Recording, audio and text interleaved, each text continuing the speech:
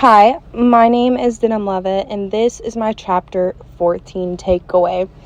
Chapter 14 talks about media, law, ethics, and regulation, but specifically the relationship between media, law, ethics, and government regulation. It also mentions the importance of balancing freedom of press, legal restrictions, and even ethical relationships.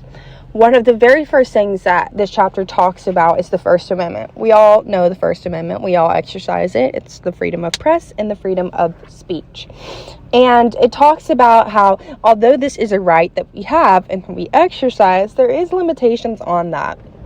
One thing that the chapter talks about is how national security basically has the ability to be able to go into our devices, and if there is anything that we are saying that could put others at harm, they are able to take the actions that are needed. So that section basically highlights you have this right, but there are limitations to it. The next thing that this chapter really points out is regulation of this media, and how there are laws that are put in place to ensure that this media is ethical, and that if it isn't, that there is legal accountability that is taken from that party. The way that they're able to regulate this is through something called FCC, which stands for Federal Communication Commission. And they basically monitor the media content that we put out to ensure that it isn't harmful.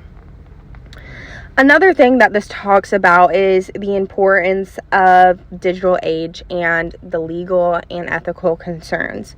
It talks about how misinformation can be put out and fake news, and that can be due to journalists.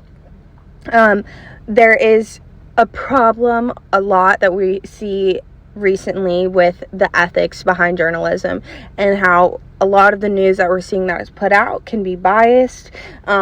It can be unfair and sometimes not even truthful, and how it's important that we equip ourselves with the knowledge to be able to discern what is true and what is not. The last thing that this chapter highlights is the future of media and law, and I think that this is something that we still don't know all the answers to, just because media changes literally every day. Something might be popular right now, but a week from now it might not be.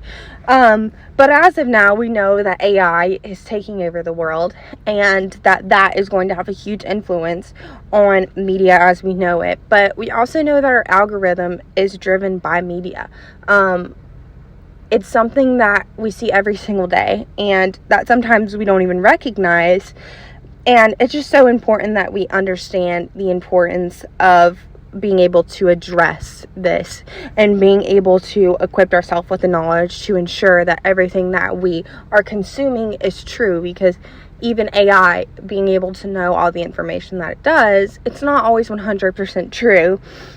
And same thing with our algorithm. This chapter definitely allowed us to learn the importance of media literacy, and that was my biggest takeaway from it, is still ensuring this entire textbook really highlights the importance of media literacy, but ensuring that what you're consuming on a day-to-day basis is true, and ensuring that you are able to educate yourself as well, so that you are able to discern what may be true and what may just be propaganda.